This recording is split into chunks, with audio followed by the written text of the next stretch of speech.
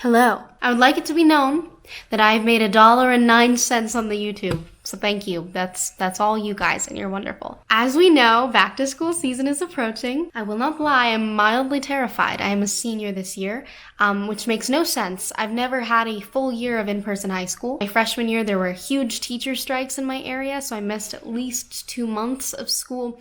And then COVID, sophomore and junior year, obviously. And so that's bizarre. And something that's even more bizarre is that the Common App opened yesterday when I'm filming this, August 1st. What I'm really stressed out about are the film samples that I have to submit for film school applications. USC SCA currently has an acceptance rate of 1.5%. Another thing that I'm trying not to think about. So what I have for you today, if you are as stressed as me, or not as stressed as me, happens to be a back-to-school / summer, late summer, early fall book haul. Ooh, that rhymes. Anyway, I've purchased a couple of books, quite a few actually, lately.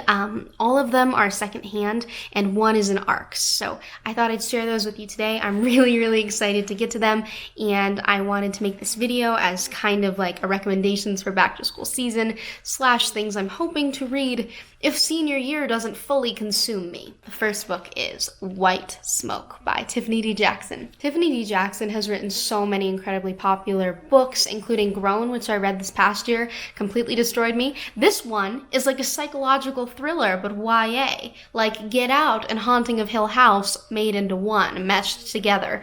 Also, the cover is really beautiful. This comes out September 2021, I believe September 14th. Do not quote me on that. That's the ARC. Now let's hop into the books I purchased secondhand.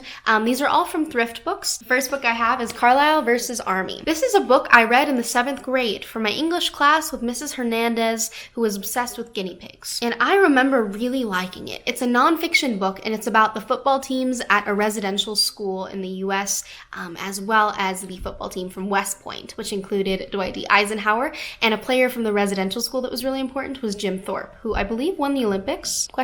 This is a sports book, history book, which is not usually like up my alley, but again, I remember being really enamored with the story. I'm excited to read it again, and I'm hoping that it holds up to my previous recollections of it and that it's not entirely whitewashed. It also discusses the Battle of Wounded Knee before moving to the residential school and West Point. And I hope that it will paint the topic of residential schools the way it should be painted, which is genocidal, but I genuinely can't remember how it was framed. 7th grade was a long time ago. That's so weird. I'll let you know if it holds up. Next, we have this one I don't know too much about, but it's called Girls Burn Brighter. Okay, so I'm pretty sure what happened with this one is I was feeling very much so in the spirit of adventure books. I wanted to read Jules Vernon earlier this month. Did I read Jules Vernon earlier in this month? No. Is his name Jules Vernon? I don't think so. I think it's Jules Verne. Jules Verne wrote the book. Jules Verne. About the underwater adventure. Embarrassing. Anyway, I was looking for adventure books, but I'm kind of tired of Mark Twain. I've been Mark Twained out for the time being, and I wanted something different. And so this is an adventure book that I believe takes place in both India and the US. It follows 2 girls that are very ambitious, but they're poor. I think it deals very heavily with hope, the idea of friendship across cultures and across countries. And I'm really excited to read it. Also, I just think the cover is beautiful and the title is amazing. We've established that I'm mildly obsessed with The Great Gatsby, right? I think so. This year I've purchased 2 Gatsby retellings because the copyright expired, hooray! And those being Nick by Michael Ferris Smith, and The Chosen and the Beautiful. Well, this one I thought looked fascinating because it might speak to me directly. It is called So We Read On, How the Great Gatsby Came to Be and Why It Endures by Maureen Corrigan. Great cover, by the way. I like the emphasis on the lips rather than the eyes. That's always what people seem to go for. I am really excited for this one. It is a piece of nonfiction. I've read that it reads like fiction, though, and sometimes that can be good. Sometimes I hate that. Sometimes I love it. Hopefully I'll love it. I would really love to just dive into the reason that Gatsby has touched so many people, and why it persists as it does in American culture. I really hope that the author talks about Zelda Fitzgerald and her contributions to the book. I like to think that she wrote the book because I know that F. Scott took her diary entries and took some of her ideas for it, but I always say Great Gatsby by Zelda Fitzgerald. I am beyond excited for this book. You know, I love this jacket. I'm gonna go change really quick. It's making a lot of creaky noises, and I'm really hoping that doesn't show up on video, so let me go put on a blazer. Be right back. 'Cause I know that you feel me somehow. You're the closest to heaven that I've ever been, and I don't wanna go home right now. Another fun thing about buying books secondhand in general, and thrift books as well, is you can sometimes see who it used to belong to. So, there'll be like inscriptions in the covers of the books, the fronts, or it'll have belonged to like a library a long time ago. Just another fun thing. Alrighty, next we have 1,000 Splendid Suns. What can I say? I had to. I own the other book by this author, the Kite Runner. The Kite Runner. I have not read it yet, but I'm really hoping to soon. And I've just seen a lot of people like re-talking about this book. I say re because it's been popular for a really long time, but I've seen it come up for me a lot on YouTube, Instagrams, Pinterest even. And it's one that I know will be so brilliant that I'll want to own it and potentially annotate in it. So I got my own copy. It is hardback. I didn't realize that. And none of these books cost more than $5 alone. So pretty great. Let's check the inscription because I was just talking about that. This one belongs to June. That's a beautiful name. Speaking of names that are months, we can now all belt August by Taylor Swift. Non-stop, as far as I'm concerned. We can do that all year long, but now it's actually August. Okay, so, do you remember my Dark Academia video? Maybe you do. It kind of went, for me, semi-viral. It has like 22,000 views, and I talked about this book in it as an example of Dark Academia-esque literature from different countries, and this is Me Ultima, which is a classic of Chicano literature. I'm just gonna read the back for you because I don't know anything about it. I just knew that I talked about it at one point, it was on sale, and I wanted to read it. Ready? Here we go. Me Ultima. Antonio Mares is 6 years old when Ultima comes to stay with his family in New Mexico. She is a curandera, one who cures with herbs and magic. Under her wise wing, Toni will test the bonds that tie him to his people and discover himself in the pagan past, in his father's wisdom, and in his mother's Catholicism. And at each life turn there's Ultima, who delivered Toni into the world and will nurture the birth of his soul. And the nation says, the most important and influential Chicano novel ever written, a timeless work of youth and the rites of passage. Also, I love the cover. Green and orange are my favorite colors. And what do you know? Green and orange and yellow. I'm very energetic today. I had a Thai tea. That's probably why. Lots of caffeine. All right, Murphy Napier made me do it. Rebecca by Daphne du Maurier. Do I need to say more? I know it was made into a movie on the Netflix. I don't think it got very good reviews, but it is gothic. It is spooky scary. I might know how it ends. But it's the journey, not the destination. I would really like to get into Daphne du Maurier, and I thought Rebecca would be a good place to start. I believe she also wrote The Jamaica Inn, as well as a bunch of other books. The copyright is from 1938. This book is from 1971. I was gonna say, that is an old book. 1971, still pretty old. Just don't tell my parents I said that, because that was the year they were born. I got another Agatha Christie book. The cover, it's either old or it has a massive coffee stain on it, or both. Okay, I can't figure it out. I don't know when it was, I don't know how old it is, but it's really old. You can see the coffee stain right there. That's not, in fact, an ombre cover. That is a stain. This is going to be Murder in Retrospect, Hercule Poirot mystery. I don't know what this one is about. I'm trying to read all of the Hercule Poirot mysteries, and then I want to go into Miss Marple a little bit more. I don't love Miss Marple books, but there's still Agatha. I know it's about a mother who's accused of murdering her husband, and her daughter enlists Hercule Poirot 16 years later to help clear her mother's name.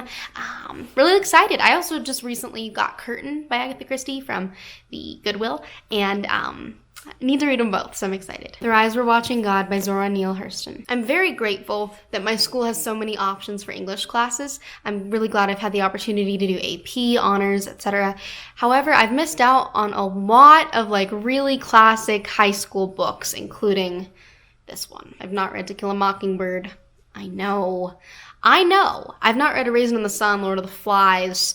I could go on, but this is the one I really care about out of all of those. Maybe also To Kill a Mockingbird, but I do own that. My friend Austin hated this book, which is sad because usually we have similar taste, but I've heard amazing things about it. It says it falls in with the works of William Faulkner and F. Scott Fitzgerald, as well as Hemingway, so who's to say? Beautiful cover, but it's Zora. You know, you have to read Zora, and really looking forward to it. Speaking of beautiful accounts of Black lives, Beloved by Toni Morrison. I have read The Bluest Eye by Toni Morrison, And that is it, which is really pathetic, I know. So that's why I bought this one. I also really want to read Song of Solomon, but I'm really, really excited to read it. I love Morrison's voice in her writing. It's so poetic and lyrical within prose, which is like my favorite thing ever. Springtime. I own White Teeth by Zadie Smith. Haven't read that yet. I am struggling with the reading right now. I'm not gonna lie. I have not been reading as much this year. I think it's partially because I've been really busy, which is valid. I'm also just not reaching for books when I do have free time. I am sleeping and working. And that's it. Two brown girls dream of being dancers, but only one, Tracy, has talent. The other has ideas about rhythm and time, about black bodies and black music, what constitutes a tribe or makes a person truly free. It's a close but complicated childhood friendship that ends abruptly in their early 20s, never to be revisited, but never quite forgotten either. I'm really excited. Zadie Smith is just a renowned author, and I've never picked up any of their work. So this will be a good opportunity. This one's so pretty. Look at how pretty. Tale as old as time. Song as old as rhyme. 'Tis that.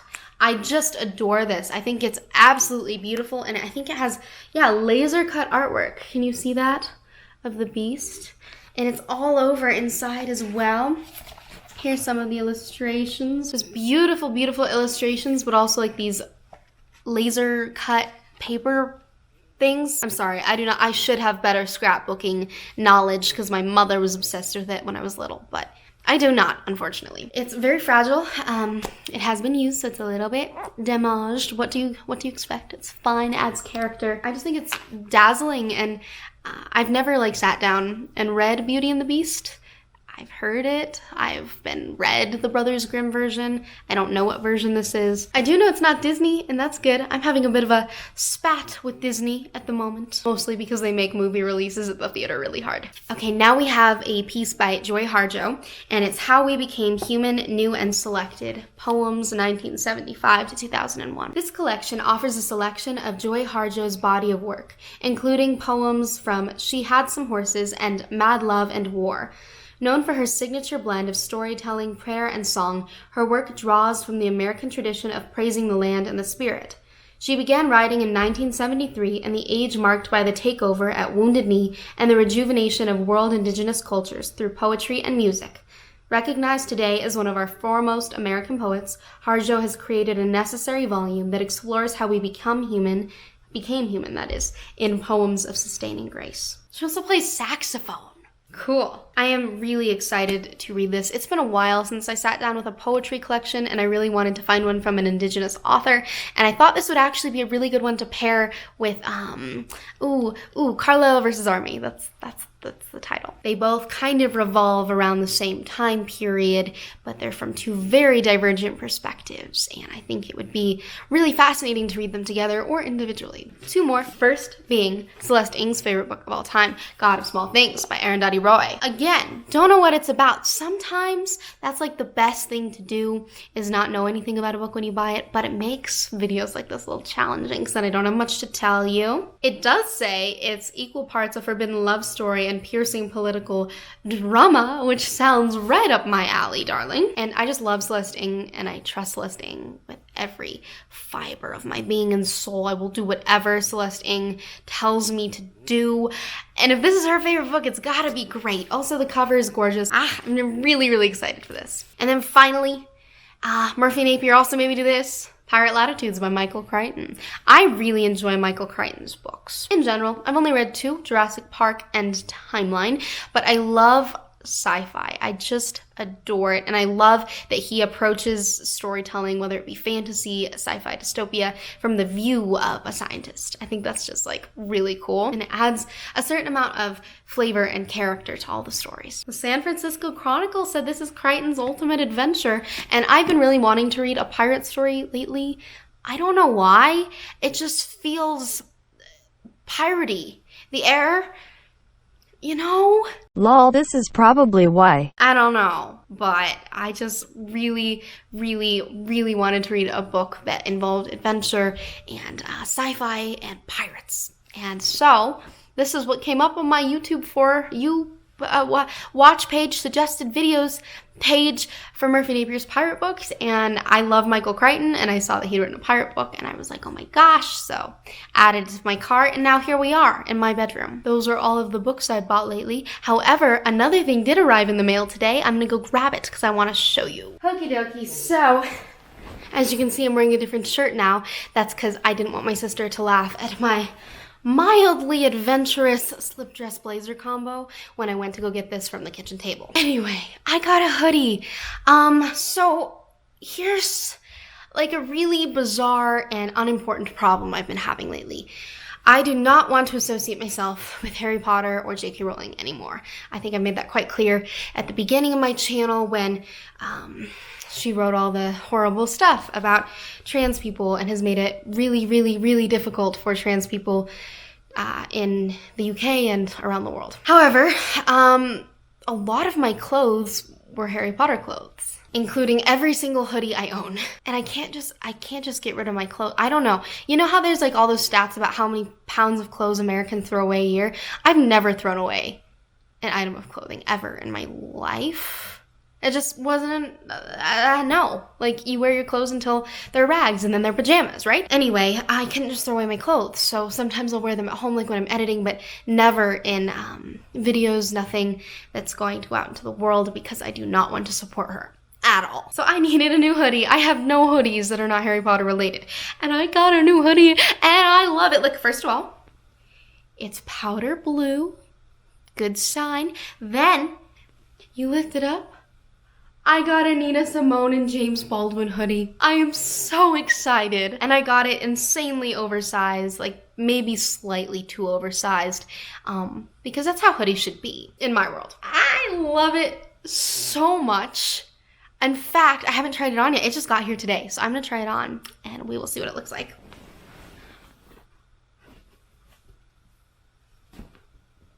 I am in love. It's incredible. I love it so much. Okay, I'm gonna have to wear this the first week of school. No, careful books. I dropped the books. Okay, so this is incredible. I'm gonna wash it tonight so I can wear it forever. But yeah, that's it. That's my new hoodie and my books. And it's back to school season. And you're gonna be okay, no matter what grade you're in, or if you're in school at all. It's a stressful time of the year, I think, in general. I want you to remember that you are wonderful and that you'll be okay, and that it's okay to fall back on coping mechanisms that really help you out, that are healthy, including reading, which is something I love. Which, you know, I wouldn't have this channel without. And I love the people I've met through the books that I've read, and the opportunities and experiences that have come along with it. But yeah, thank you for being here. I hope you're doing okay. I hope you have the best back to school season in the entire galaxy of Oz. I'll see you again mighty soon. Until then.